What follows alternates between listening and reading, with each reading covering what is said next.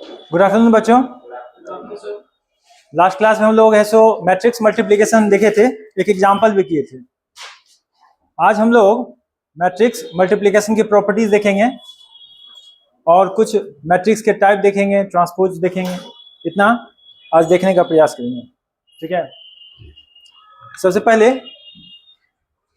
सभी को समझ में आया था मैट्रिक्स मल्टीप्लिकेशन, एक एग्जाम्पल कराए थे उससे। आज भी कुछ करेंगे एग्जाम्पल, लेकिन उससे पहले प्रॉपर्टीज देख लेते हैं।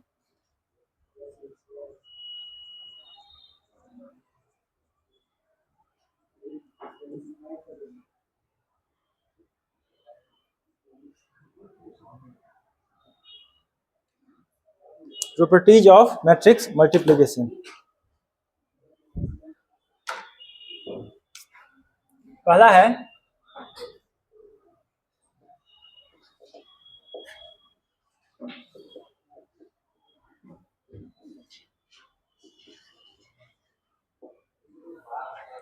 commutative law is not applicable, that is AB not equal to BA। उसके बाद associativity is applicable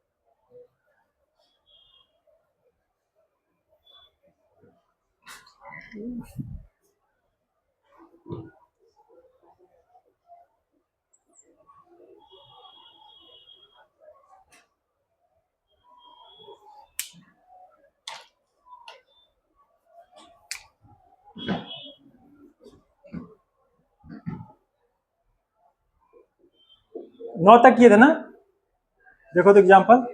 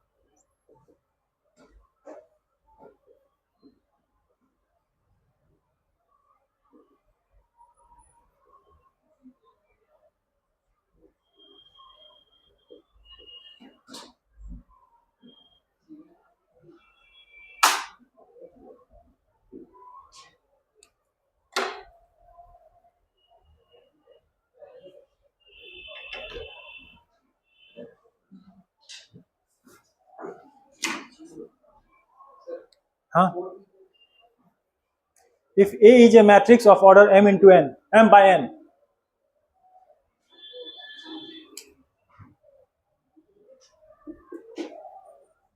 बेस में सबस्क्रिप्ट है, मतलब आई एम का क्या मतलब, identity matrix of order m, I am का मतलब identity matrix of order n। लिखो तब समझाते हैं, लिखो और ये एग्जांपल भी नोट करो, ठीक है। इसको पहले बताएंगे तब आगे बढ़ेंगे। चलो पहले समझो तब आगे करते हैं। Commutative law is not applicable. Matrix multiplication देखे थे, तो कम्यूटेटिव लॉ का क्या मतलब हुआ, पोजीशन ऑफ मल्टीप्लिकेशन, जो दो चीजों का मल्टीप्लिकेशन हो रहा है उसके पोजीशन को अल्टरनेट करते हैं। तो ए बी जिस ऑर्डर में मल्टीप्लाई हो सकता है, ये इट इज नॉट नेसेसरी कि बी और बी हो पॉसिबल। और उसका कारण क्या है, कल समझाए थे। क्या कंडीशन होता है मैट्रिक्स मल्टीप्लिकेशन का, पहला कंडीशन क्या है, what is the prime factor और प्राइम कंडीशन, पहले का दूसरे का रो। तो इट इज नॉट नेसेसरी कि अगर ए का कॉलम बी से मैच हो तो बी का कॉलम ए से मैच हो, ठीक है। और उसको कल हम समझे थे, इसलिए ये कम्यूटेटिव लॉ नॉट एप्लीकेबल है ना। इसको अगर करना भी होगा तो हमें इस प्रकार से लेना है m इंटू एन का, कि अगर m इंटू एन है तो दूसरा भी n इंटू एम हो, ऐसे कंडीशन में ये पॉसिबल हो पाएगा, ए बी और बी ए को करना, that is the only case. और दूसरा केस जब दोनों square matrix of same order रहे, है ना। यदि दोनों स्क्वायर, जैसे कि मान लो ये भी 2 इंटू 2 का है, 2 बाई 2 का है, ये भी 2 बाई 2 का है, ये भी 3 बाई 3 का है, यह भी 3 बाई 3 का है, ऐसे केस में ए बी और बी ए दोनों पॉसिबल हो पाएगा। और यदि ये 2 इंटू 3 का है और ये 3 इंटू 2 का है, ठीक है, अल्टरनेट है इस प्रकार से। जैसे ए 2 इंटू 3 का है और बी 3 इंटू 2 का है, तो ए बी और बी ए दोनों एग्जिस्ट करेगा, पर ये इक्वल हो, इसकी कोई है ना गारंटी नहीं है ये इक्वल हो, इसको कह नहीं सकते हैं कि इक्वल होगा। इसलिए यह मान के चला जाता है कि हम लोग इसको ऐसे लें, ठीक है। तो A B is not equal mostly, okay. Associativity का मतलब अगर हम इसको एसोसिएट कर रहे हैं तो अगर ये कंटिन्यूएशन में है ए बी और सी, तो बी सी को मल्टीप्लाई करके तब ए से मल्टीप्लाई करें, या ए बी को मल्टीप्लाई करके तब सी से मल्टीप्लाई करें, ये सेम होगा, subjected to the conformability of the product. Conformability का मतलब क्या हुआ, the condition if they are multiplicable, ठीक है। द कंडीशन जिसमें ये मल्टीप्लाई संभव है, यह प्रोडक्ट किया जाना संभव है, अगर ये कंडीशन सेटिस्फाई हो रहा है, ए बी कंडीशन सेटिस्फाई हो रहा है, और ए को इससे मल्टीप्लाई किया जाना और ए बी को इससे मल्टीप्लाई किया जाना संभव है, अगर ऐसा होगा तो निश्चित रूप से ये प्रोडक्ट और ये प्रोडक्ट बराबर होंगे, ठीक है। डिस्ट्रीब्यूटिव लॉ मतलब ए इंटू बी प्लस सी, ठीक है। अगर बी प्लस सी पॉसिबल है, दोनों को एडिशन किया जाना संभव है और उसको ए से मल्टीप्लाई किया जाना संभव है, तो इस प्रकार से दोनों को प्रोडक्ट करके तब जोड़ेंगे, वह भी इक्वल होगा। देखो A is a matrix of order m into N. अब m इंटू एन में m क्या है, नंबर ऑफ रोज, n क्या है, नंबर ऑफ कॉलम। तो अब a मैट्रिक्स के आगे में इसका जो है प्री फैक्टर, मतलब पहले हम इसको मल्टीप्लाई कर रहे हैं, है ना, प्री मल्टीप्लिकेटिव फैक्टर। तो अगर हम इसको आगे से इधर से मल्टीप्लाई करेंगे तो i जो है वो m ऑर्डर का होना चाहिए, और यदि हम इसको पोस्ट फैक्टर रखते हैं मल्टीप्लिकेशन में तो ये n ऑर्डर का होना चाहिए। n ऑर्डर का रहेगा तब इसके कॉलम से इसे मैच कराएंगे, और इसका रहेगा तब इसका कॉलम से इसके रो को मैच कराएंगे, ठीक है। इस कंडीशन से आई एम ए, और इधर हम पीछे से मल्टीप्लाई करेंगे तो आई एन लास्ट में दिखना चाहिए। और ये जो है आई एम क्या है, आइडेंटिटी मैट्रिक्स, यूनिट मैट्रिक्स, है ना। तो इसको ए से मल्टीप्लाई करने पे वही आएगा, इसको कहते हैं existence of multiplicative identity. I am multiplicative identity है, ठीक है, आई एम मल्टीप्लिकेटिव आइडेंटिटी है, उसको ए से मल्टीप्लाई करने पे वही मैट्रिक्स मिलता है। ए बी इक्वल टू 0, अगर दो मैट्रिक्स आपस में मल्टीप्लाई होके ओ दे रहा है, ओ मतलब नल मैट्रिक्स, ये ओ लिखा हूं मैं, है ना, ओ मतलब नल मैट्रिक्स। तो अगर ए बी प्रोडक्ट में नल मैट्रिक्स मिल रहा है तो इसका मतलब ये नहीं कि उनमें से कोई एक नल मैट्रिक्स हो ही। ऐसा क्यों? ऐसा इसलिए कि अगर ये दोनों नल मैट्रिक्स नहीं हो, ठीक है, ये दोनों नल मैट्रिक्स नहीं हो तो इनका प्रोडक्ट किया जाना, इसके प्रोडक्ट से हमें ओ मिल सकता है, नाखून मत चबाओ प्लीज, ठीक है। तो इनके प्रोडक्ट से हमें नल मैट्रिक्स मिल सकता है, लेकिन ये तब मिलेगा जब इनमें से डिटर्मिनांट, इस ये जो मैं ऐसे मॉड लगाया हूं, मैट्रिक्स में जो मॉड लगता है इसको कहते हैं डिटर्मिनांट। और डिटर्मिनांट क्या है वो आज हम बताएंगे, ठीक है। इसका डिटेल में एक चैप्टर ही है, बट उसको एक तरह से इंट्रोड्यूस किया जाना, मैट्रिक्स में इंट्रोड्यूस किया जाना जरूरी है। इसलिए मैं आज बताऊंगा कि मैट्रिक्स में जैसे मॉड लग जाता है, ये मॉड का जो सिंबल है मैट्रिक्स के साथ, इसको कहते हैं डिटर्मिनांट। ये एक न्यूमेरिकल वैल्यू देता है। तो हमारा न्यूमेरिकल वैल्यू जीरो, इसको जीरो पढ़ेंगे, ये जीरो है, ठीक है। जब मैट्रिक्स के आगे जैसे जीरो लिखा रहे, ये जीरो नहीं ओ पढ़ा जाएगा, है ना। तो मैट्रिक्स के आगे ऐसे लिखा हूं तो ये ओ पढ़ेंगे, और जब डिटर्मिनांट के आगे ऐसे लिखा हूं सिंबल तो ये जीरो पढ़ेंगे। ये डिफरेंस समझ में आना चाहिए। तो इट इज नेसेसरी, यानी जरूरी है कि अगर A B equal to zero, मतलब A B equal to O है, तो हमारा उनमें से कोई एक या फिर दोनों का डिटर्मिनांट जीरो हो, ठीक है, यह नेसेसरी कंडीशन है। अब यहां पे ये दोनों मैट्रिक्स का मल्टीप्लीकेशन करोगे तो हमें ओ मिलेगा, नल मैट्रिक्स मिलेगा। चाहो तो करके देख सकते हो, ठीक है। करें मल्टीप्लाई, 1 को 1 से करेंगे कितना आएगा, -1, है ना। और 1 को 1 से करेंगे 1 हुआ, 1 -1 + 1 कितना हुआ, 0। ओके, 1 × 1 1 और 1 × -1 0, इधर वाला भी 0 है, 0 0। अब देखो इसको इससे करेंगे 2 -2 + 2 0, और यहाँ पे 2 -2 0 0 0 0 0। वो मैट्रिक्स मिला, नल मैट्रिक्स मिला ना। तो ये प्रूफ हो गया। अब देखो डिटर्मिनांट, डिटर्मिनांट में 2 × 2 का जो होता है मैट्रिक्स, उसका डिटर्मिनांट 1 × 2 कितना हुआ, क्रॉस, उसमें क्रॉस देखते हैं, 1 × 2 2 -2 × 1 2 -2 कितना हुआ, 0, है ना। इसका डिटर्मिनांट भी 0 है और इसका भी, ठीक है। -1 × 1 कितना हुआ, +1, और -1 × 1 1, तो 1 - 1 0, दोनों का ही डिटर्मिनांट 0 आ रहा है, ठीक है।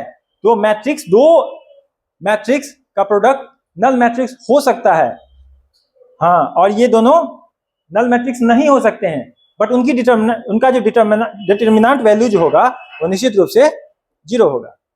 फिर ये कंडीशन है कि किसी भी मैट्रिक्स को नल मैट्रिक्स से मल्टीप्लाई करेंगे, और ध्यान रखना नल मैट्रिक्स कोई भी ऑर्डर का हो सकता है, उसके सारे एलिमेंट क्या होंगे, 0 होंगे। तो नल मैट्रिक्स को किसी भी मैट्रिक्स से मल्टीप्लाई किया जा सकता है। तो यदि उसको नल मैट्रिक्स को किसी से मल्टीप्लाई करेंगे तो वो क्या देगा, नल मैट्रिक्स ही देगा। अब एक एग्जांपल है, फाइंड द मैट्रिक्स ए। एक मैट्रिक्स ए फाइंड करना है, जो इसको जब इस मैट्रिक्स से मल्टीप्लाई करते हैं तो हमें ये मैट्रिक्स मिलता है, ये मैट्रिक्स मिलता है। इसका ऑर्डर बताओ, 3 रो और 2 कॉलम हैं, यानी कि ये है 3 × 2 का। अब हमारा जो ए मैट्रिक्स होगा वो कितने ऑर्डर का होगा, 2 × 3। क्यों,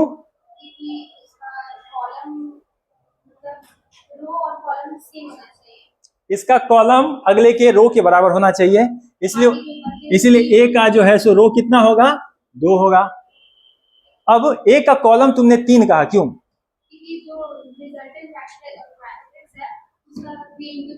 हाँ, गुड।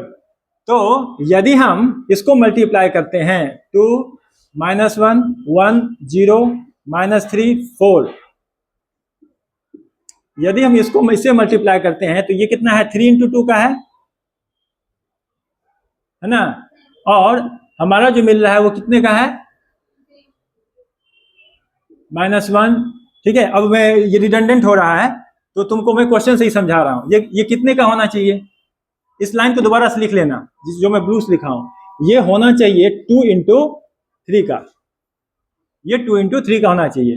पहला, इस कंडीशन को सेटिस्फाई करने के लिए conformability of matrix product, matrix multiplication, उस कंडीशन को सेटिस्फाई करने के लिए इसका कॉलम, इसका रो बराबर होना चाहिए।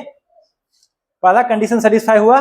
नेक्स्ट कंडीशन, हमें 3 इंटू 3 का मैट्रिक्स फॉर्म करना है, क्योंकि इधर दे दिया है ना, इसके राइट साइड में दिया है। उसको करने के लिए हमारा ये जो रो है और ये जो कॉलम है वह सब्जेक्टेड टू जो हमारा RHS में आ रहा है उसके बराबर हो। ओके, अब देखो हमारा जो A है उसका एलिमेंट्स नहीं मालूम है, तो हमें निकालना पड़ेगा। तो हम क्या करेंगे, हमें कितने एलिमेंट्स चाहिए, 2/3 का मैट्रिक्स है, कितने एलिमेंट्स चाहिए, 6 एलिमेंट्स चाहिए। 6 एलिमेंट्स हम मान लेंगे कोई से भी, ठीक है। Let the matrix A B,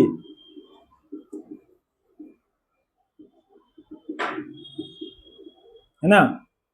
हमें मैट्रिक्स कैसा चाहिए, 2 इंटू 3 का, तो उसमें रो कितने हैं, 2, और कॉलम कितने हैं, 3, ठीक है। तो 2 रो हैं, तो हम कोई सा भी ले सकते हैं। क्या ले लें, U V W X Y Z ऐसे मान लेते हैं, क्योंकि हमारा एलिमेंटल पोजीशन तो पता है बट एलिमेंट्स नहीं मालूम है। एलिमेंटल पोजीशन मालूम है A11, अब अगर हम A11 A2 A12 करके लेंगे तो बार बार 1 1 2 2 करके कुछ लेना पड़ेगा। तो हम उस पोजीशन की जगह हम कुछ एलिमेंट्स मान लेते हैं, इनके वैल्यूज पता करने हैं। तो कैसे फाइंड करेंगे, हम इसको उठाएंगे यहां पे रख देंगे, ठीक है। इसको उठाएंगे एक ही जगह रख देंगे, तो लिखेंगे given 2 -1 1 0 -3 4 U V W X Y Z। ये किसके बराबर है, -1 -8 -10 1 -2 -5 और 9 22 15, है ना। अब एक एक इक्वेशन बनेगा और हर इक्वेशन के लिए हमें यहां पर वैल्यूज दे रखी है। A11 के लिए क्या इक्वेशन बनेगा बताओ,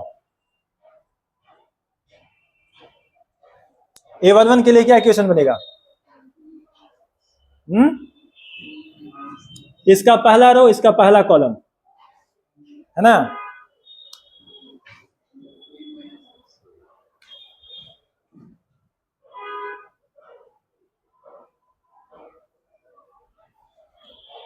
वो तुम्हारा नाम क्या भूल गए हम, सूरज। सूरज देखो A11 पोजीशन पे यहां क्या है, -1 11 पोजीशन मतलब first row and first column. तो फर्स्ट रो और फर्स्ट कॉलम में कौन सा एलिमेंट है, -1, ठीक है। उसकी जगह पे क्या लिखेंगे, उसकी जगह पे हम इक्वल टू में यहां पे -1 लिख देंगे। और इक्वेशन लिखने से पहले हमें यहां का प्रोडक्ट भी निकालना होगा। तो 2 को किससे मल्टीप्लाई करेंगे, U से, और -1 को X से। तो क्या होगा इक्वेशन, 2U minus X, ये एक इक्वेशन बना, ठीक है। अब हमारा A12 के लिए क्या होगा,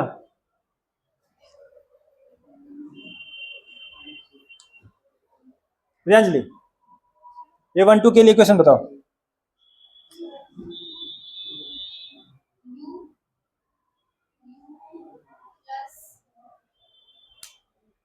A12 2V minus y equal to -a, good. 2V minus y equal to -8, ये हुआ दूसरा इक्वेशन, ठीक है। हर्ष तुम बताओ A13 के लिए माइनस,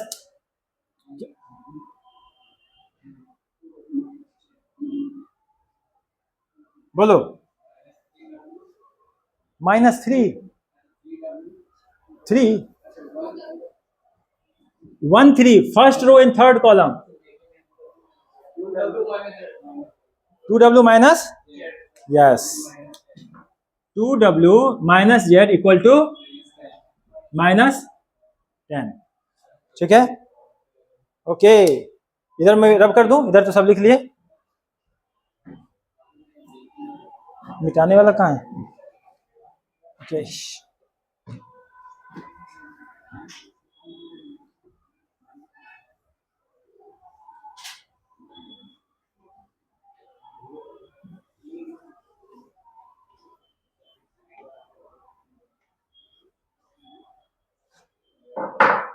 अनमोल रतन बताएंगे।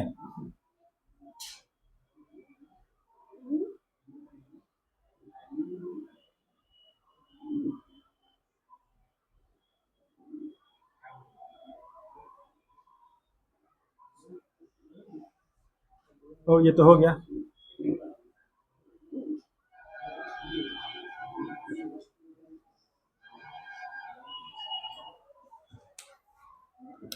अनमोल रतन 821 बताओ।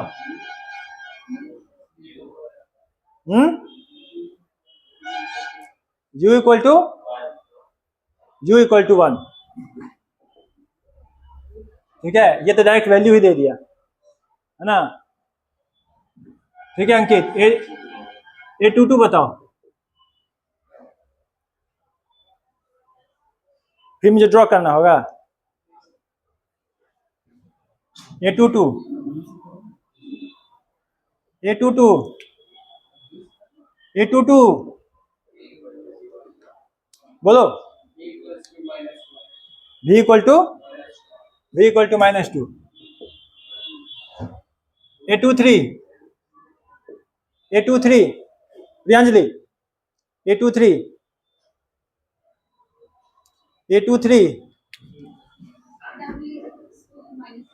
हाँ, w इक्वल्स टू, अब मैं नहीं लिखूंगा, अब मैं बार बार ड्रॉ करके तुम लोग को हेल्प कर रहा हूं। अब अपना दिमाग लगाओ। w इक्वल्स टू कितना बताए? w equals to -5। ठीक है,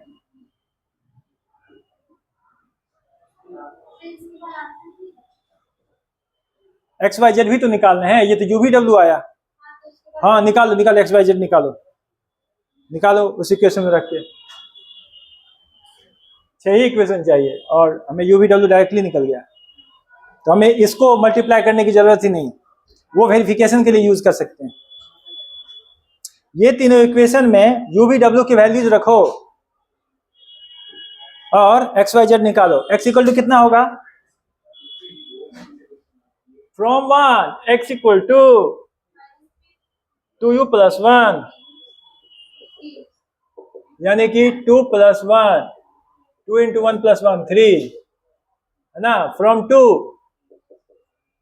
बोलो बाबू, y इक्वल टू क्या लिखेंगे? 2v + 8 equal to 2 × -2 + 8 equal to कितना? What happened?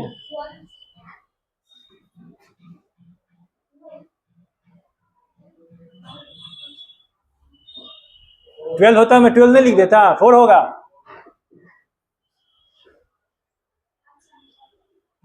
Okay, third, z equal to 2w + 10, 2 × -5 + 10 कितना? 0। Therefore the matrix, required matrix is, बताओ रिक्वायर्ड मैट्रिक्स बता सकते हैं? लिखा एलिमेंट्स, बताओ। ऊपर में क्या है? यू वी डब्ल्यू है, क्या लिखे यहाँ? 1 -2 -5, यहाँ 3 4 0। That's your answer. Note down.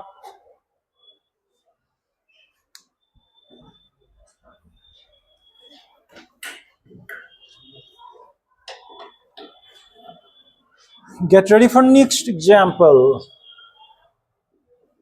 तुम लोग को पीएमआई तो नहीं पढ़ा है क्योंकि तुम्हारे एनसीईआरटी से हटा दिया गया।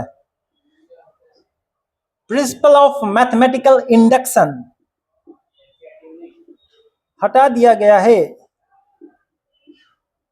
पहले था, उस चैप्टर को रिमूव कर दिया 11th स्टैंडर्ड से, लेकिन ये सवाल उसी से बनेगा।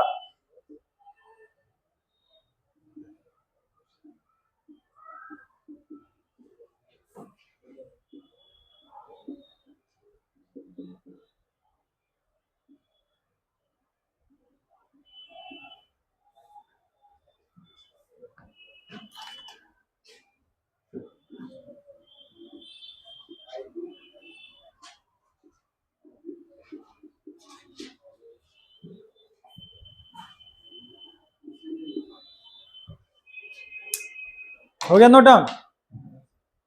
2 मिनट्स, मेक इट फास्ट। अब देखो, the core principle of PMI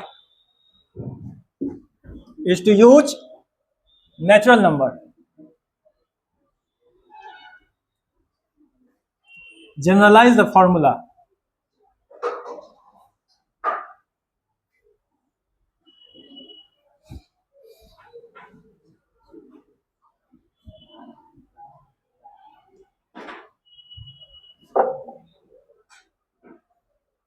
देखो क्या दिया हुआ है। सबसे पहले a की वैल्यू दी हुई है a टू द पावर 1, इसका क्या मतलब हुआ? द मैट्रिक्स इटसेल्फ, है ना? तो उसके लिए हमें प्रूफ नहीं करना है। When n equal to 1, it is already proven. कैसे? n इक्वल टू 1 रखेंगे तो क्या मिलेगा? हाँ, 3 - 4 1 - 1।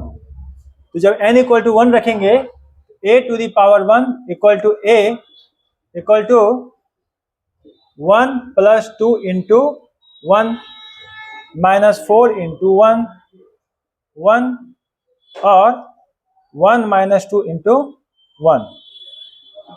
कितना आता है? ये वैल्यू कितना आता है?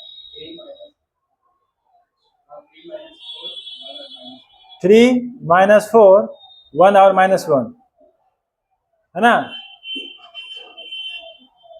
Satisfies the relation, satisfies. कहां तक नहीं, यही तो इसमें है। पीएमआई का कोर प्रिंसिपल यह कहता है कि हम 1 2 और 3 के लिए शो करें, रिजल्ट को शो करें। हाँ, 3 तक शो करें, उसके बाद k के लिए निकालें और k+1 के लिए उसको जनरलाइज करें। The core principle of mathematical induction is to generalize the term, the given formula for k+1। और उसके लिए भी हमें सेम चीज करना है। k+1 के लिए, k यहाँ पे कोई सा भी नंबर हो सकता है, k belongs to capital N, natural number में से कोई सा भी हो सकता है। तो n इक्वल टू 1 के लिए सेटिस्फाइज है ना? तो the given relation satisfies for n equal to 1। लिखेंगे the given relation satisfies n equal to 1। a square निकालो, a स्क्वायर कैसे निकालेंगे बताओ? a स्क्वायर कैसे निकलेगा? Multiplying the matrix with itself, multiplying the matrix with itself, यानी कि 3 - 4 1 - 1, इसको अपने आप से मल्टीप्लाई करेंगे, क्या मिलेगा बताओ? पहला एलिमेंट 3 × 3 9 और -4 × 1 -4 9 - 4 5 3 × 4 3 × -4 -12 और -4 × -1 यानी कि +4, तो -12 -8 -12 + 4 -8।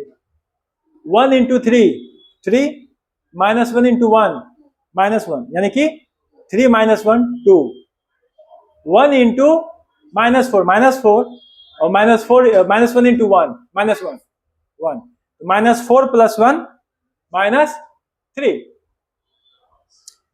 अब हमें इस फॉर्मूला में इसको अप्लाई करना है, a⁴ है ना, फॉर n इक्वल टू 2,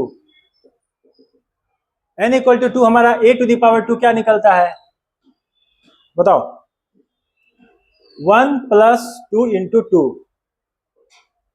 और -4 इंटू 2, यहाँ पे 2 और 1 -2 इंटू 2, ये वैल्यू कितना मिलता है? 5 -8 2 और -3 मिल रहा है, क्या मिल रहा है? तो the given relation satisfies for n equal to 2, the given relation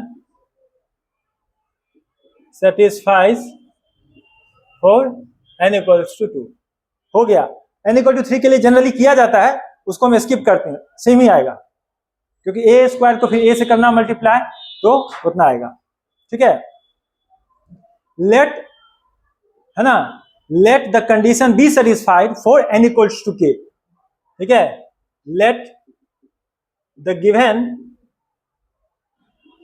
relation be satisfied, let the given relation be satisfied for condition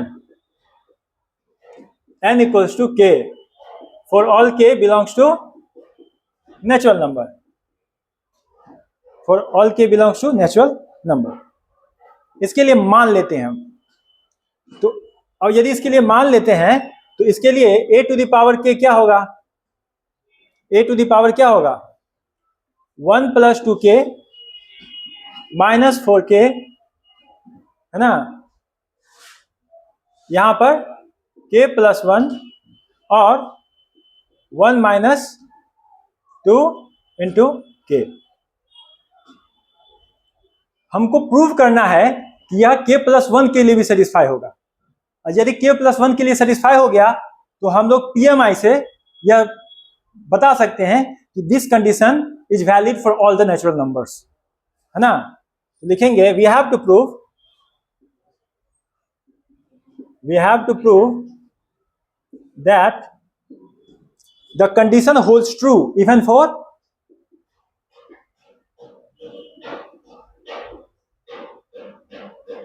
the condition holds true even for n equals to k plus 1। ठीक है, for all k belongs to natural number। तो हमें LHS से RHS में पहुंचना है। ठीक है, LHS से RHS में पहुंचना है, तो क्या करेंगे? a⁴ k plus 1 लिखेंगे, a⁴ k plus 1। तो हम क्या करेंगे, यहां पर इस जगह पे k प्लस 1 लाने का प्रयास करेंगे। तो उसको कैसे करेंगे? उसको ऐसे लिख सकते हैं a⁴ k इंटू a, इसको ऐसे लिख सकते हैं, बोलो, लिख सकते हैं ना। यानी कि पहले तो इसको उतारेंगे,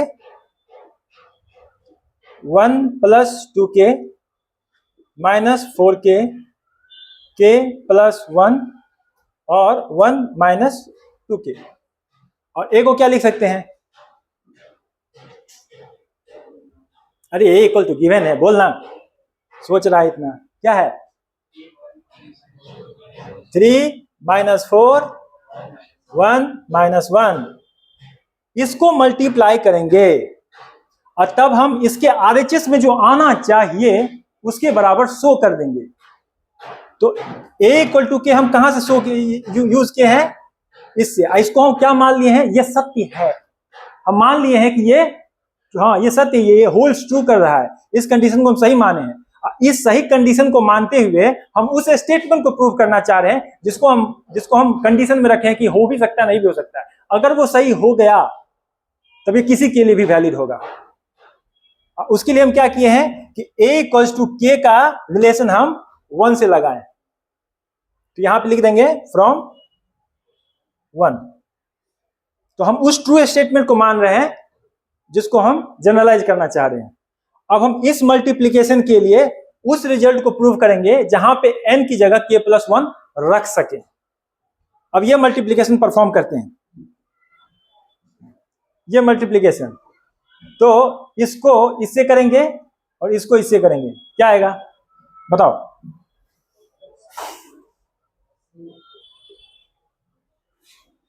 3 + 6k माइनस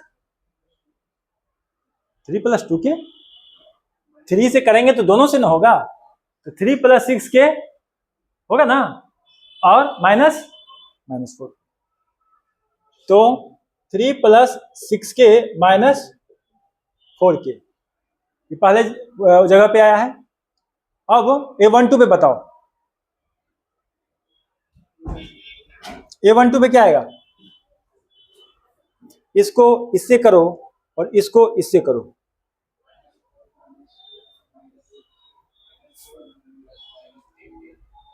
तो -4 - 8k और +4k, क्या लिखेंगे?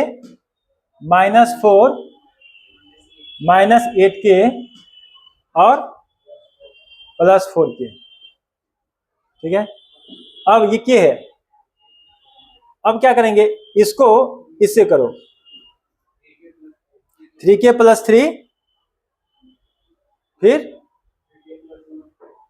+1 - 2k, है ना, 3k + 3 +1 - 2k। अभी यहां पे बताओ, इसको इससे -4k - 4 फिर इसको इससे करना है, this minus this, -1 + 2k, -1 + 2k। अब इसको सॉल्व करो, ये कितना आया? 3 + 2k, ये कितना आया? -4 - 4k, -4 - 4k, फिर k +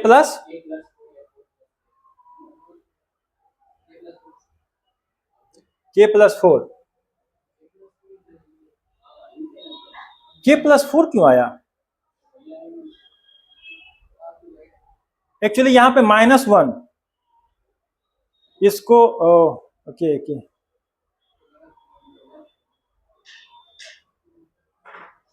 गलत क्यों आया? अरे यार, यहां पे क्या है? यहाँ पे k है ना, तो हम ये कैसे लिख दिए? अब समझे, ये गलती है मेरा, इस कारण से हुआ,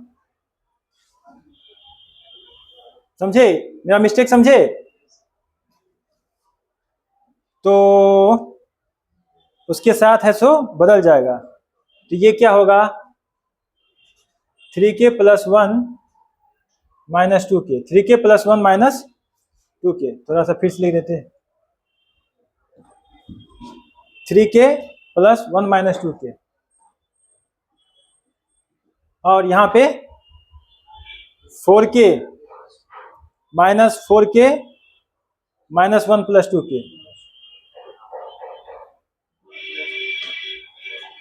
-4 -4 -1 + 2k, तो ये अब क्या होगा?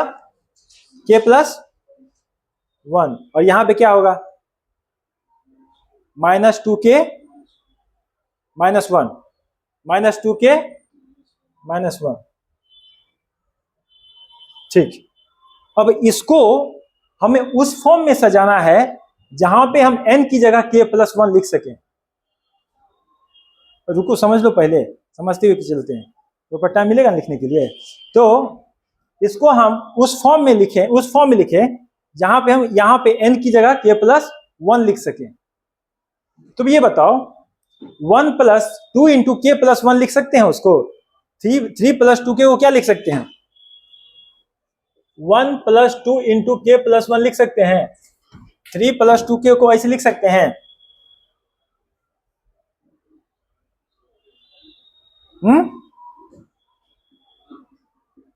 बोलो। 1 + 2 × k+1 वैल्यू इसके बराबर होगा? सोच के बोलना। होगा प्रियंजलि, हर्ष, अनमोल? ओके। अब हमको -4 है, उसको हम ऐसे लिख सकते हैं -4 × k+1। इसको ऐसे लिख सकते हैं, बोलो। ओके, यहां पर k+1 है, उसको एज इट इज उतार दें तो k+1, और लास्ट में क्या है 1 - 2n, तो -2, ये क्या लिख दिया मैं, -2k होगा, -2k। ओके, अब देखो इसको मैं 1 - 2 × k+1 लिख सकता हूं। लास्ट वाला फोर्थ A22 के लिए मैच करो इसको, -2k -2 + 1 -1 होगा।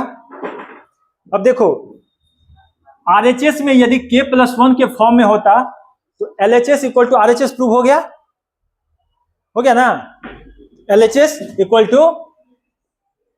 RHS। तो हम ये मान के चले थे और उसके नेक्स्ट वैल्यू के लिए हम प्रूव कर दिए, है ना। तो यानी ये बता रहा है कि हर कंटिन्यूअस नेचुरल नंबर के लिए यह पॉसिबल है। हम यूज किसका किए, इस कंडीशन का यूज किए और k+1 के लिए प्रूव कर दिए। तो इसके नीचे हम क्या लिख सकते हैं, thus from principle of mathematical induction it is proven। ये स्टेटमेंट लिखना होगा। उसके बाद क्या लिखना होगा,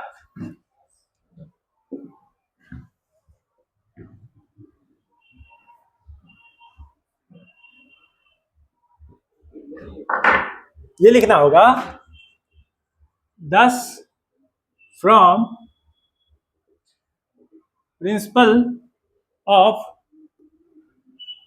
mathematical induction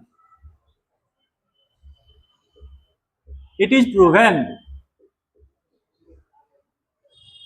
that the given relation holds true for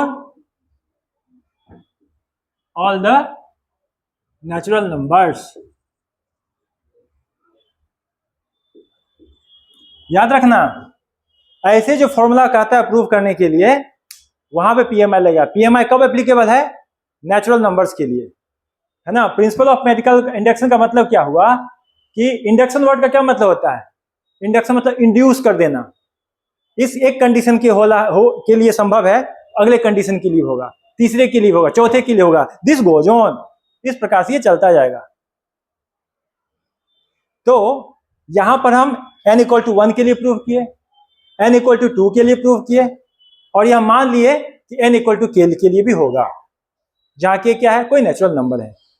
यह मान लिए कि n = k के लिए होगा, तब हम आगे बढ़े और n = k के लिए n = k+1 के लिए प्रोसीड किए, और उसमें हम किसका यूज किए, इसका, क्योंकि ये हम मान लिए थे। ये मान लिए थे कि ये सत्य है। यदि ये सत्य है तो अगला कंडीशन भी LHS में उसको अप्लाई किए और यह प्रूव करने का प्रयास किए कि वो RHS में k+1 के लिए होल्ड्स करेगा, जो कि हमारा उस फॉर्म में दिख गया। तो इससे हम इस इंडक्शन को, है ना, इस इंडक्शन को जनरलाइज कर दिए। तो ये है generalize statement, thus from principle of mathematical induction it is proven that the given relation holds true for all natural numbers। अब बताओ समझ में आया कि नहीं, कहीं कोई डाउट? सब क्लियर?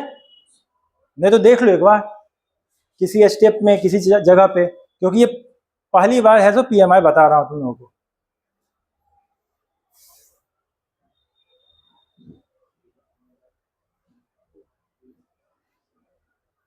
ऐसा संभव है कि भविष्य में भी कोई क्वेश्चन ऐसे आ जाए जिसमें कहे कि पीएमआई से हमको कोई चीज प्रूव करना है। जनरली ये फॉर्मूला के लिए यूज होता है।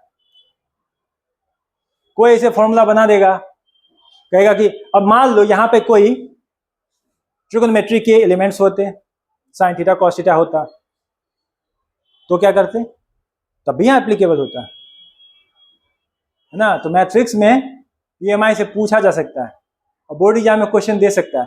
भले 11th से हटा दिया है, लेकिन 12th में बोर्ड एग्जाम में क्वेश्चन पूछ सकता है। और जब ऐसा क्वेश्चन पूछ देगा तो वो यह नहीं जानेगा कि तुमने 11th में पीएमआई पढ़ा है कि नहीं। जनरली ऐसा करना नहीं चाहिए। यदि 11th से हटाया है तो 12th के बोर्ड एग्जाम में भी ऐसा क्वेश्चन नहीं आएगा। बट तुम लोगों को जानकारी के लिए जरूरी है, क्योंकि फर्दर स्टडी में कोई भी फॉर्मूला प्रूव करने के लिए पीएमआई का यूज होता है। तो एक एक स्टेप समझ लो और समझते हुए नोट डाउन करो। समझते हुए नोट डाउन करना। एक एक चीज जो लिख रहे हो उसमें यह जान लो कि हमें यह सीख चुके हैं, हम यह सीख चुके हैं, तब नोट डाउन करो। चलो लिखो।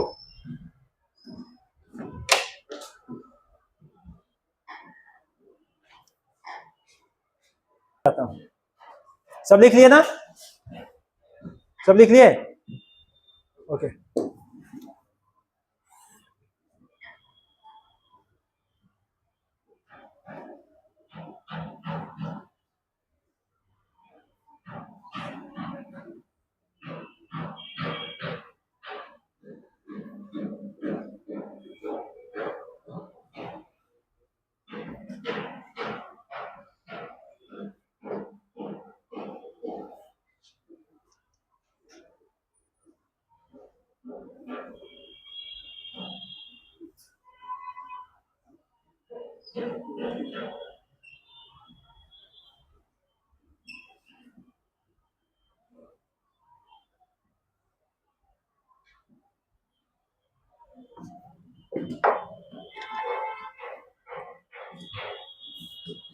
तो पीएमआई वाला ये क्वेश्चन हो गया। अब हम लोग और भी क्वेश्चन करेंगे। ये क्वेश्चन तुम लोग बनाओगे, ठीक है? मैं समझ दूंगा और सब लोग वही बताओ।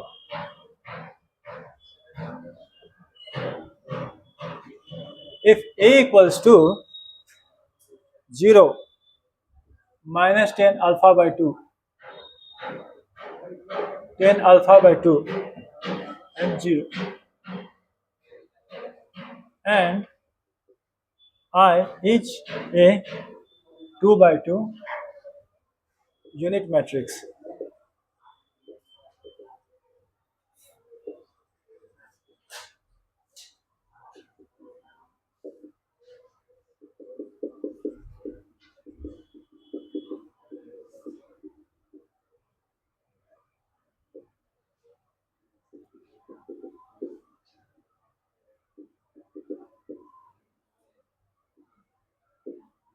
चलो इसको बनाओ तो सभी। 2 मिनट्स नहीं, 2 मिनट्स नहीं, थोड़ा ज़्यादा दूंगा। 5 मिनट्स लो, 5 मिनट देता हूँ। 5 मिनट्स में बनाओ इसको। अब ध्यान दो, मैंने क्या कहा था कि एलएचएस पे अलग काम करेंगे और आरएचएस पे अलग, ठीक है? तो एलएचएस इक्वल में क्या दिया हुआ है? आई प्लस ए। आई को क्या लिखते हैं? 2 by 2। 2 by 2 का मतलब 1 0 0 1 यूनिट मैट्रिक्स है। तो ये हुआ। उसके बाद प्लस ए की जगह 0 minus 10 alpha by 2, 10 alpha by 2 और 0। 1 plus 0 1, 0 plus minus 10 alpha minus 10 alpha by 2, 0 plus 10 alpha by 2 10 alpha by 2 और 1 प्लस 0। एलएचएस तो इतना आया। आरएचएस, आरएचएस में क्या कह रहा है? आरएचएस में कह रहा है 1 माइनस ए, आई मतलब आई माइनस ए, और cos alpha minus sine alpha, sine alpha और कॉस अल्फा, ठीक है? तो 1 माइनस ए को क्या लिखेंगे?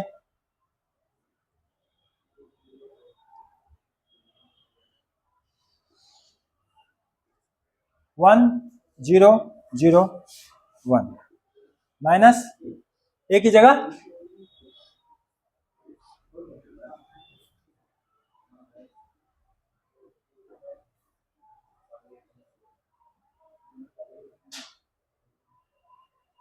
और ये 0, और ये मल्टीप्लिकेशन किससे होगा?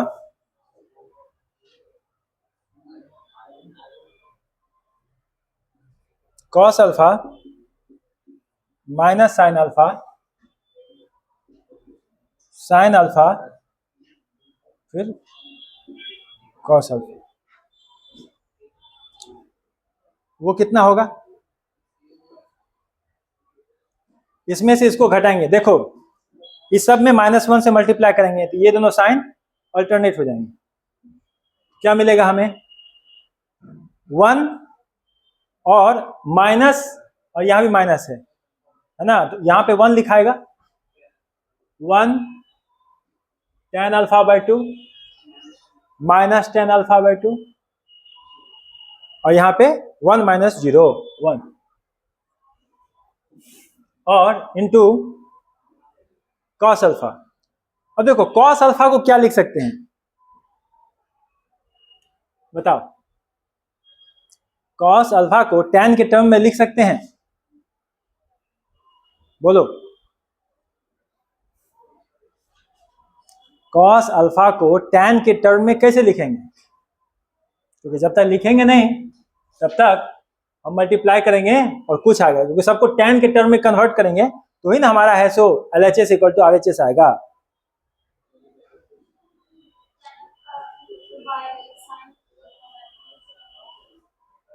कॉस को tan के फॉर्म में लिखना है। कोई फॉर्मूला मालूम है? ट्रिग्नोमेट्री में पढ़े थे, देखो बताता हूं। कॉस अल्फा को क्या लिख सकते हैं? कॉस 2 इंटू 2 अल्फा लिख सकते हैं। और कॉस 2 अल्फा कितना होता है? Equal to 2 cos square alpha by 2 -1,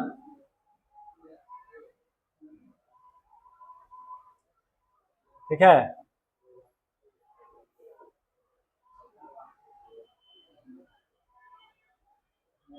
एक मिनट रुको, ऐसे नहीं, ऐसे नहीं, इसको ऐसे लिख सकते हो 1 minus 2 sign square alpha by 2,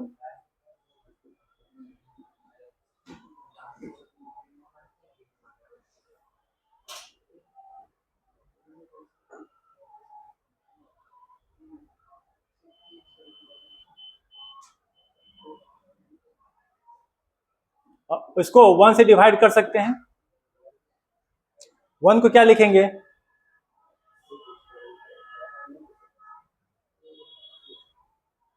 1 minus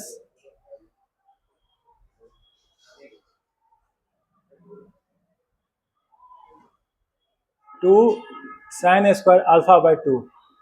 1 को क्या लिख सकते हैं? Sign square alpha by 2 plus cos square alpha by 2, sign square alpha by 2 plus cos square alpha by 2। इसको क्या लिख सकते हैं? अगर ऊपर नीचे दोनों जगह कॉस स्क्वायर से डिवाइड करेंगे तो भी तो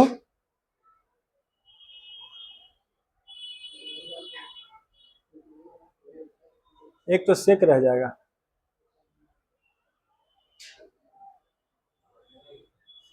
हाँ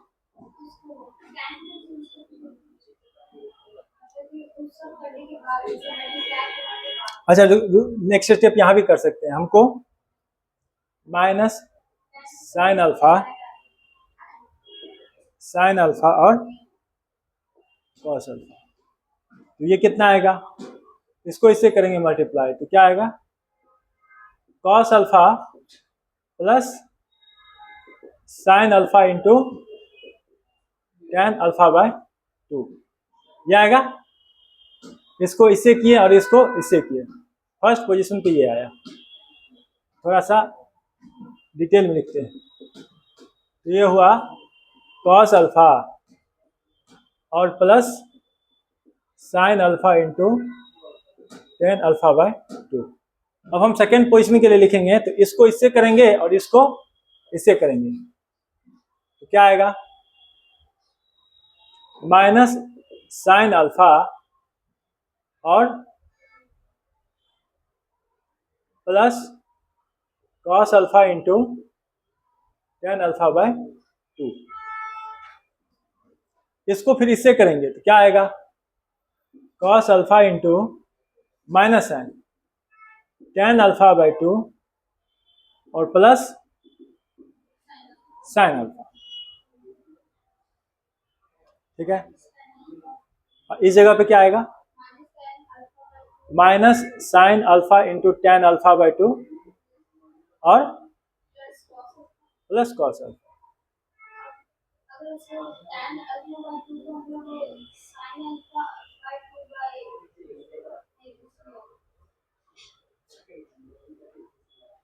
वही तो कन्वर्जन है ना, साइन अल्फा को हमें टैन अल्फा की उसमें कन्वर्ट करना है। हाँ, तो ये कन्वर्जन कैसे होगा?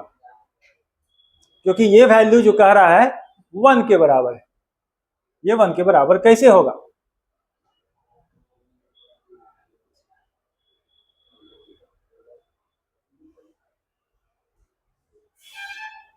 ये 1 के बराबर है और ये 1 के बराबर।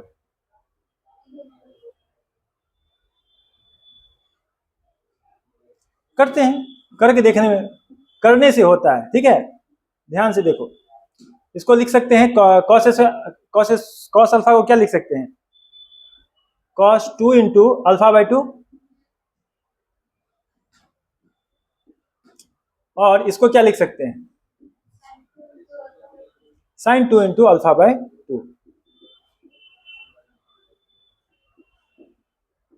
Into tan alpha by 2 minus sine 2 into alpha by 2 plus cos 2 into alpha by 2 into tan alpha by 2। क्योंकि हमें एंगल भी तो सेम करना होगा। Cos 2 into alpha by 2 into tan alpha by 2 plus sine 2 into alpha by 2 minus sine 2 into alpha by 2 into tan alpha by 2 plus cos 2 into alpha by 2। Cos 2 into alpha by 2 क्या लिख सकते हैं? बोलो।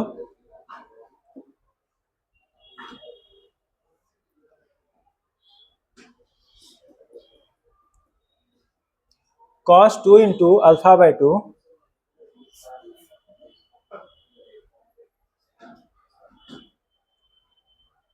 Cos 2 into alpha by 2 क्या लिखेंगे? Cos square alpha by 2 minus sine square alpha by 2। Cos square alpha by 2 minus sine square alpha by 2, ये इसका value होता है। ठीक है, ये इसका वैल्यू इतना होता है। अरे ये नहीं पढ़े हो?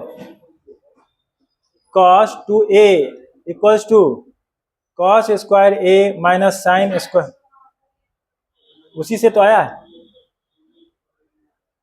उसी से ये आया है। इसको क्या लिख सकते हैं?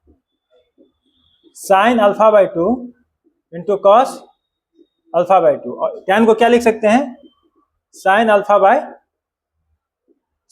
Bye 2 divided by cos alpha by 2। इससे ये कैंसिल हो गया, हो गया। अच्छा, थोड़ा सा ना जगह कम हो रहा है, तो इसको हम थोड़ा सा लेफ्ट करके दोबारा से लिखते हैं।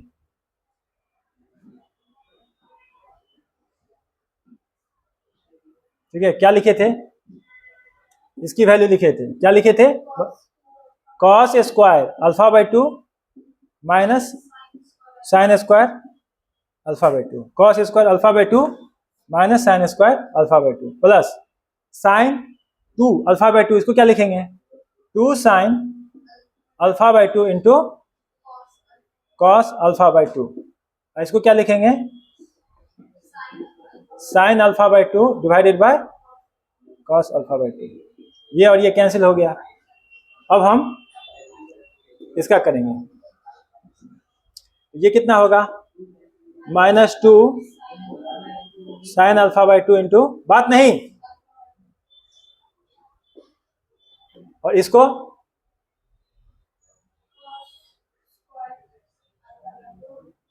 हाँ cos square, cos square alpha by two minus alpha by to, और टेन अल्फा बाई टू को क्या लिख सकते हैं,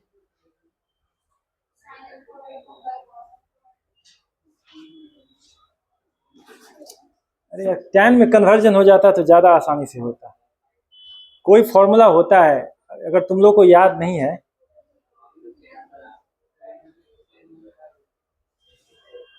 क्योंकि देखो ये वैल्यू कितना होगा बताओ, ये होगा sign square alpha plus cos square alpha, कितना होता है, 1 होता है ना, ये तो हमारा मिल रहा है, और ये वैल्यू जो है इसको सॉल्व करेंगे तो tan अल्फा बाई टू आएगा, ठीक है, तो हमारा साइन अल्फा बाई टू यहां पे है,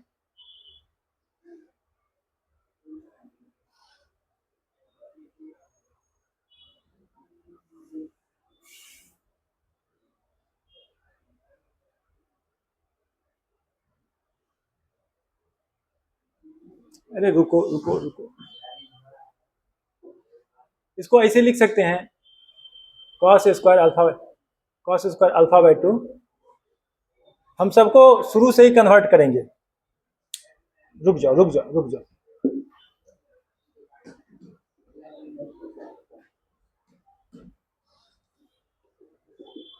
क्या करेंगे ना, क्योंकि एक तो लेंथी भी हो रहा है और प्लस हम कन्वर्ट भी नहीं कर पा रहे। अब देखो यहां पर देखो, यहां पर देखो, कॉस टू अल्फा को क्या लिख सकते हैं, 2 इंटू अल्फा बाई टू,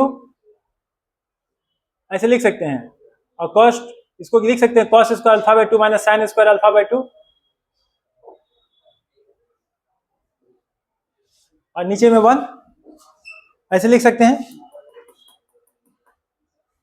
अब देखो इसको क्या लिख सकते हैं, अगर ऊपर और नीचे,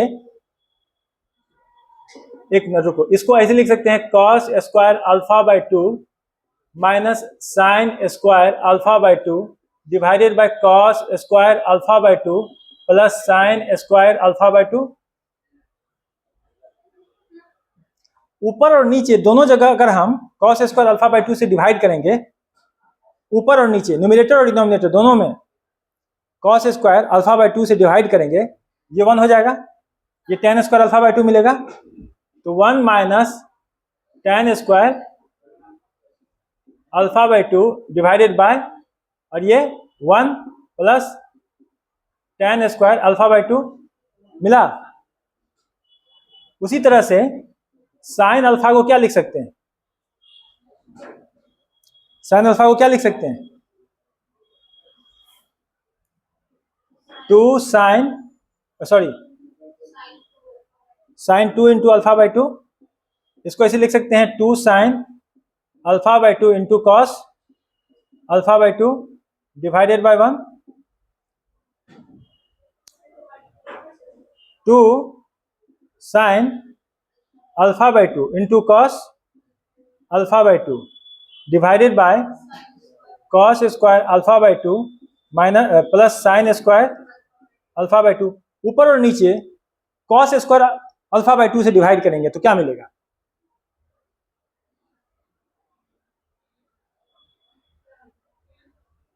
ऊपर में tan अल्फा बाई टू मिलेगा, 2 tan अल्फा बाई टू, और नीचे में क्या मिलेगा,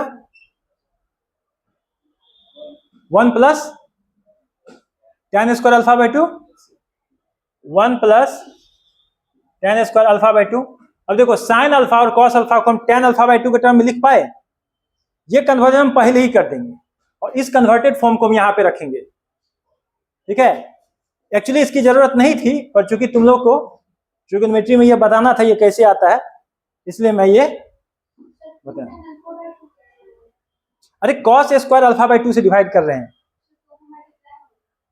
मल्टीप्लाई में कॉस स्क्वायर अल्फा बाई 2 से डिवाइड करेंगे तो एक कॉस अल्फा ऊपर नीचे न्यूमरेटर डिनोमिनेटर कैंसिल आउट हो जाएगा, और एक कॉस अल्फा तो नीचे बचा रहेगा, तो sign alpha by cos alpha कितना होगा, टेन अल्फा नहीं होगा।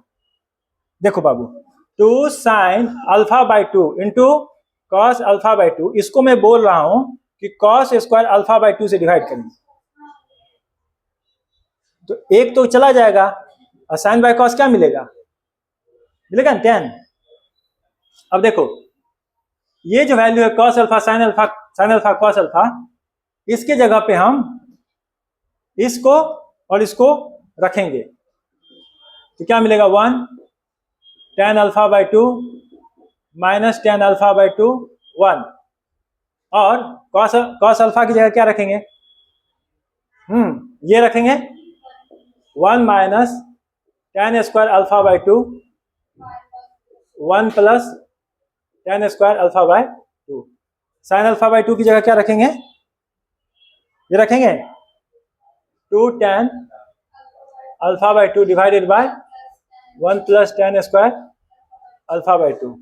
फिर यहाँ पे क्या है, साइन अल्फा है, उसी वही रख देंगे।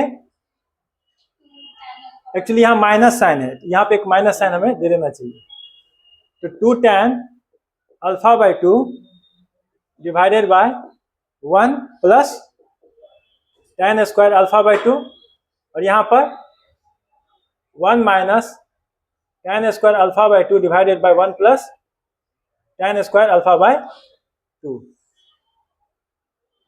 अब ये मल्टीप्लीकेशन करेंगे 1 को इससे और tan अल्फा को इससे, क्या मिलेगा बताओ, क्या मिलेगा। पहले तो इसको उतार देंगे एज इट इज, डिनोमिनेटर देखो सबका डिनोमिनेटर क्या है, सेम है सबका डिनोमिनेटर, तो हम क्या करेंगे सिर्फ न्यूमरेटर में मल्टीप्लाई करेंगे और न्यूमरेटर को जोड़ेंगे। तो डिनोमिनेटर में तो हम ये लिख सकते हैं कॉमन के लिए कि 1 plus tan square alpha by 2 है ना, न्यूमरेटर में क्या होगा 1 minus tan square alpha by 2, और tan अल्फा बाई 2 को इससे करेंगे मल्टीप्लाई तो क्या होगा plus 2 tan square alpha by 2 होगा।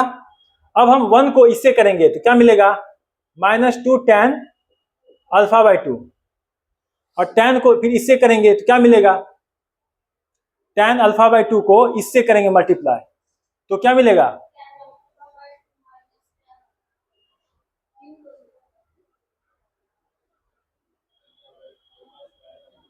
एक मिनट 1 को इससे करेंगे तो क्या मिलेगा माइनस 2 tan अल्फा बाई 2, और tan अल्फा बाई 2 को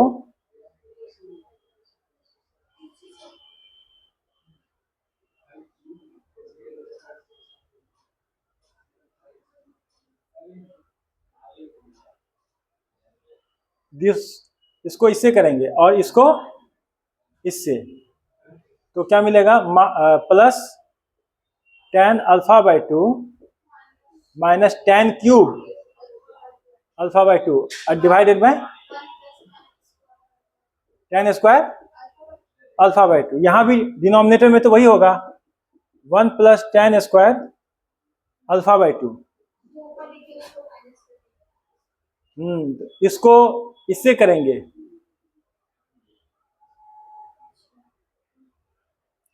तो क्या होगा बताओ, माइनस tan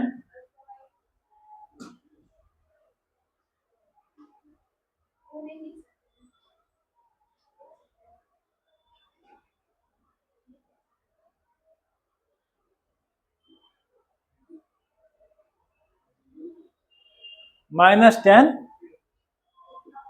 अल्फा बाई 2 और minus tan cube alpha by 2, और इसको इससे करेंगे तो क्या मिलेगा प्लस, और 3 टर्म यहां भी तो है, प्लस 2 tan tan स्क्वायर, इसको इसे कर रहे हैं ना, tan square alpha by 2। Oh sorry, हाँ हाँ हाँ हाँ, थैंक यू थैंक यू। अभी एक मिस्टेक फिर हो जाता है मेरे से। अभी यहाँ लास्ट में क्या करेंगे, tan अल्फा बाई 2 को इससे करेंगे, क्या लिखेंगे, 2 tan alpha by 2, 2 tan square alpha by 2, है ना, और plus 1 minus tan square alpha by 2 divided by 1 plus tan square alpha by 2। अब ये क्या मिलेगा, 1 plus tan square alpha by 2 divided by 1 plus tan square, मिलेगा ना सेम, अल्फा बाय 2। उसके बाद यहां पे क्या मिलेगा, tan क्यूब अगर कॉमन ले लेंगे क्या मिलेगा, अगर माइनस tan अल्फा कॉमन ले लेंगे, minus tan alpha by 2 common ले लेंगे, तो ऊपर में क्या बचेगा बताओ, अरे इसमें से ये घटेगा, माइनस tan अल्फा बाई 2 बचा, माइनस tan अल्फा बाई 2 इसमें भी है और इसमें भी है, उसको यदि कॉमन ले लेंगे तो क्या बचेगा, क्या बचेगा, 1 plus tan square alpha by 2, क्योंकि क्यूब है ना, क्यूब में से एक टर्म निकाल लिए, तो 1 plus tan square alpha by 2 divided by 1 plus tan square alpha by 2। अब यहां भी देखो, ये tan अल्फा बाई 2 है और ये क्या है,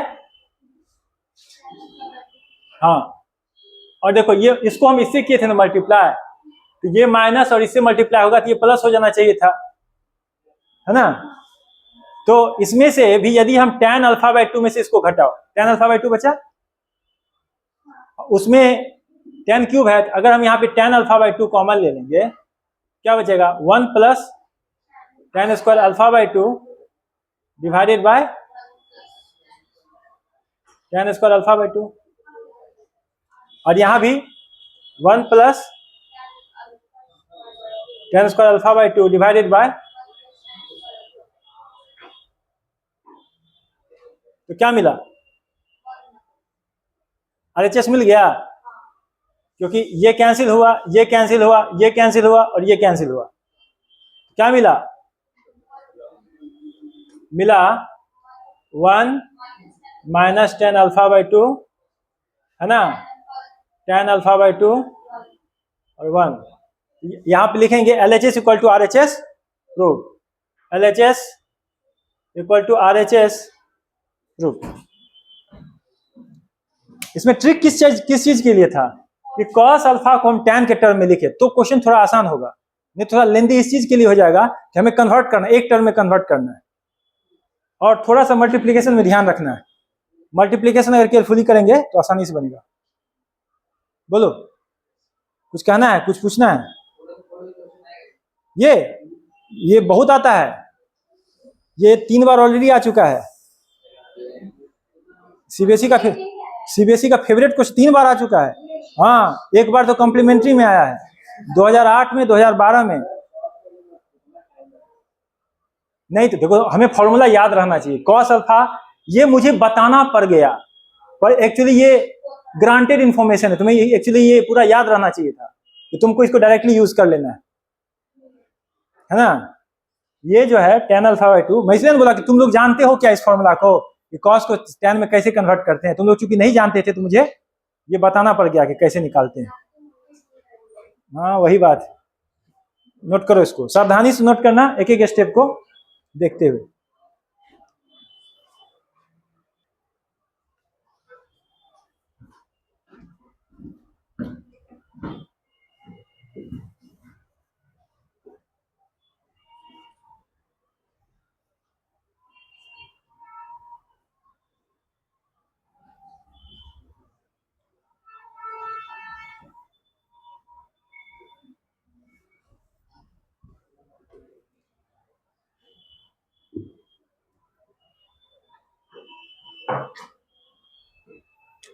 ये कौन सा था एग्जाम्पल? एग्जाम्पल नंबर 12 था। 13 देखो, if fx equal to x square minus 5x plus 7 and a equal to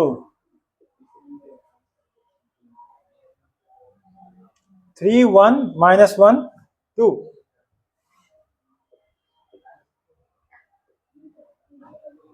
ठीक है, फाइंड f ऑफ x।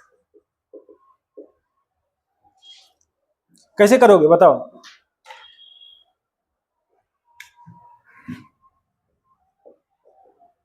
एक फंक्शन दिया हुआ है, क्या दिया हुआ फंक्शन? और x की जगह पे क्या लिखा हुआ है? फंक्शन ऑफ मैट्रिक्स पूछ रहा है। वेरिएबल की जगह क्या है? ऑलरेडी एक क्वेश्चन लास्ट क्लास में लोग सॉल्व किए थे, याद है? लीनियर इक्वेशन वाला, लीनियर इक्वेशन ऑफ मैट्रिक्स। उसमें नंबर की जगह क्या था? Arrangement of number, that is matrix. तो वेरिएबल की जगह क्या किसको रखे थे? मैट्रिक्स को रखे थे। ये भी सिमिलर टाइप का है। वेरिएबल की जगह क्या है? मैट्रिक्स। तो सबसे पहले हमें उसमें कन्वर्जन करना सीखना होगा। क्या दिया हुआ है? Given f of x equal to x square minus 5x plus 7। f of x equal to x square minus 5x plus 7। अब x की जगह यदि मैट्रिक्स रखते हैं तो x की जगह ये सब तो होगा, 7 को क्या लिखेंगे? ये चीज हमें जानना चाहिए। f of a equal to A square minus 5a plus 7, क्या 7 लिखना ठीक है? नहीं। हमेशा ध्यान रखो, जब ये कन्वर्जन जो हम करते हैं तो 7 एक नंबर है और a एक मैट्रिक्स है। क्या नंबर को मैट्रिक्स में जोड़ सकते हैं? नहीं। मैट्रिक्स में किसका एडिशन होगा? मैट्रिक्स का। मैट्रिक्स में मैट्रिक्स का एडिशन होगा। तो ये जो ट्रांसफॉर्मेशन करते हैं, जब नंबर को जब वेरिएबल को हम मैट्रिक्स से रिप्लेस करते हैं, जितने भी नंबर को हम लिखेंगे उसके साथ आई लिखेंगे। आई मतलब आइडेंटिटी और यूनिट मैट्रिक्स। ये यूनिट मैट्रिक्स लिखना जरूरी है, क्योंकि जब हम एडिशन करेंगे तो नंबर का एडिशन मैट्रिक्स में तो नहीं हो सकता है। पर जैसे 7 आई लिखे हैं तो ये क्या हो गया? एक मैट्रिक्स हो गया। ये एक स्केलर मैट्रिक्स हो गया। स्केलर मैट्रिक्स याद है? स्केलर मैट्रिक्स में 1 की जगह क्या होता था? एक सेम नंबर होता था, है ना? तो सेम नंबर, जैसे ये हो जाएगा 7007, ये हो जाएगा ना। अब उसको हम किसी मैट्रिक्स में जोड़ सकते हैं। मैट्रिक्स में मैट्रिक्स का एडिशन होगा, पर मैट्रिक्स और नंबर का एडिशन नहीं होगा। तो ऐसे करके अगर कोई फंक्शन दे देगा, फंक्शन में कोई नंबर रहेगा, उस नंबर की जगह पे क्या रिप्लेसमेंट करेंगे? एक आई लगा देंगे, यानी कि आइडेंटिटी मैट्रिक्स को हम इंट्रोड्यूस करेंगे। ठीक है, इट इज कस्टमरी, ऐसा किया जाता है। तब जाके, क्योंकि आई क्या डिनोट करता है? यूनिटी को डिनोट करता है। मैट्रिक्स में आई 1 को, और 1 को किसी से मल्टीप्लाई करो क्या मिलेगा? वही मैट्रिक्स मिलता है। तो यदि ये 7 को रिप्रेजेंट करता है, तो यदि ये कन्वर्जन कर रहे हैं तो 7 is as equivalent as a scalar matrix. जैसे 7 नंबर हुआ नंबर सिस्टम में, तो मैट्रिक्स की दुनिया में 7 क्या हुआ? Scalar matrix. ठीक है, जैसे एक इक्वेशन बनता है, उस इक्वेशन में कोई सा कांस्टेंट हुआ, तो जब हम मैट्रिक्स में जब उसी चीज को मैट्रिक्स की दुनिया में लाएंगे तो वहां पे कांस्टेंट है, तो यहाँ पे एक ऐसा मैट्रिक्स है जिसमें कांस्टेंट है। तो कांस्टेंट वाला कौन सा मैट्रिक्स होता है? Scalar matrix. ठीक है, तो जब ये इंटरप्रिटेशन कर रहे हैं हम लोग, ये ट्रांजिशन कर रहे हैं, जब हम फंक्शन से जब इसमें कन्वर्ट कर रहे हैं, तो एवरी कांस्टेंट, जितना कांस्टेंट टर्म है, हर कांस्टेंट टर्म एक स्केलर मैट्रिक्स के रूप में कन्वर्ट होगा। ये कन्वर्जन एक स्केलर मैट्रिक्स के रूप में होगा। और स्केलर मैट्रिक्स में कन्वर्ट करने के लिए हम क्या कैसे लिखेंगे? वही कांस्टेंट टर्म है ना। तो स्केलर मल्टीप्लिकेशन याद है? स्केलर को आइडेंटिटी से मल्टीप्लाई करते हैं तो स्केलर मैट्रिक्स बनता है, बताए थे ना। तो उसी प्रकार से 7 को यदि आइडेंटिटी से मल्टीप्लाई करेंगे तो स्केलर मैट्रिक्स फॉर्म होगा। 7 स्केलर क्वांटिटी है, यदि इसको मल्टीप्लाई करेंगे आइडेंटिटी से तो स्केलर मैट्रिक्स बनेगा। अब समझ गए? अभी आसान हो गया, ठीक है। तो हमको एफ ऑफ ए पूछ रहा है, तो हमको ए स्क्वायर निकालना होगा। ए स्क्वायर कैसे निकलेगा? ए को ए से मल्टीप्लाई करेंगे। ए क्या है? 3 1 -1 2 और 3 1 -1 2। तो इसको ऐसे लिखना चाहिए एक स्टेप में, ए इंटू ए को ए से मल्टीप्लाई करो, ये मल्टीप्लीकेशन करो। 3 इंटू 3 कितना? 9। 3 इंटू 3 1 इंटू -1, 9 में से 1 घटाओ 8। 3 इंटू 3 1 इंटू 1 है ना, तो 9 और ये -1 है, तो 9 में -1 गया।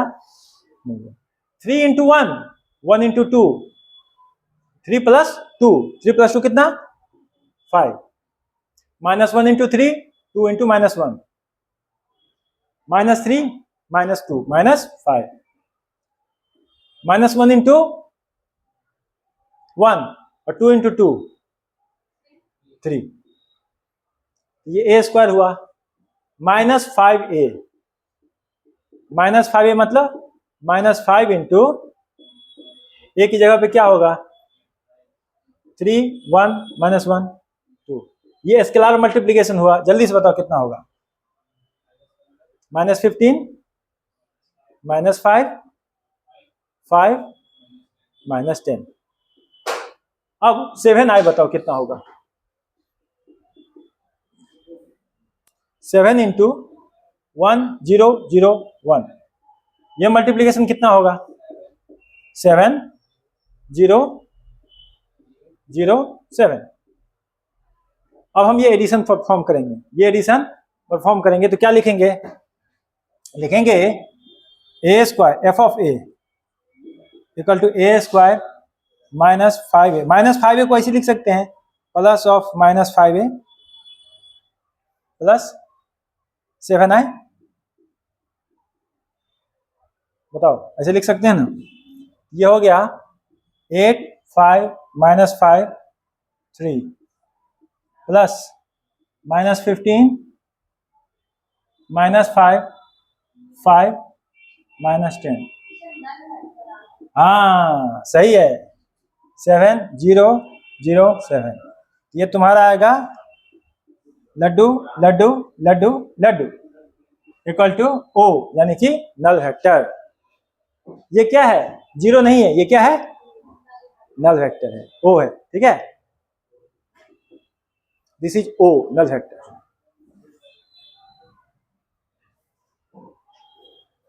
अब तुम लोग को होमवर्क दे रहा हूं मैं, 5 question.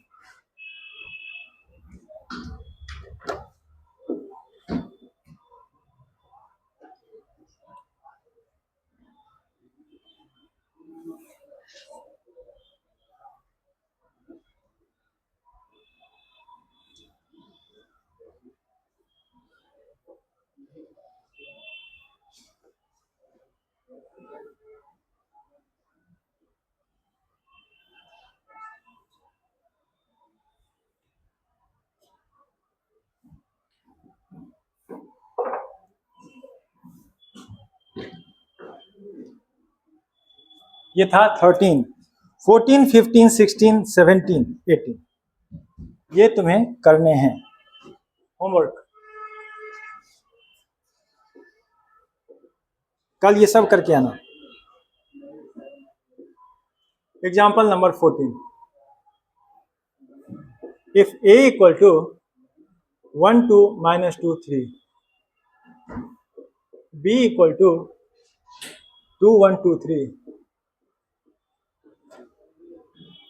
and c equal to -3 1 2 0. Verify that.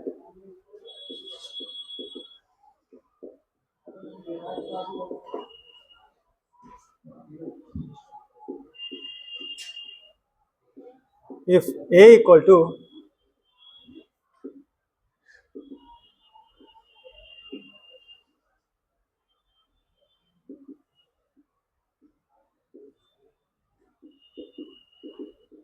B equal to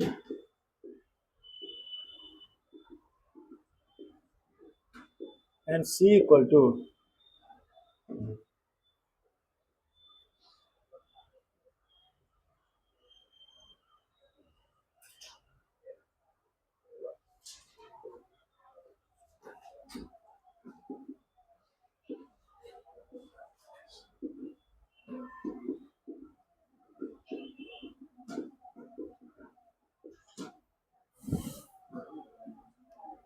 example number 16. Find the value of x.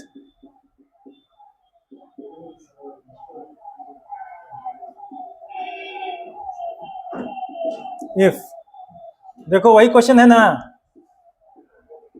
अंकित, यही पूछे थे तुम।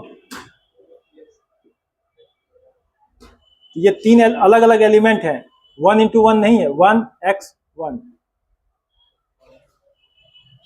1 3 2 2 5 1 15 3 2 1 2 x इक्वल्स टू 0। इसका आंसर भी मैं लिख देता हूं, x इक्वल टू -14 और x equals to -2।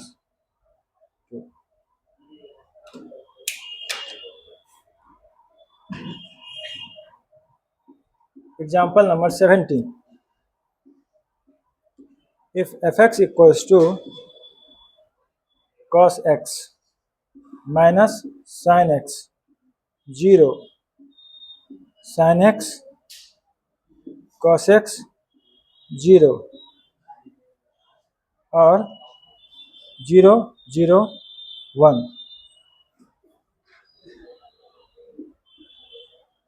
so that f of x, f of y, f of x plus y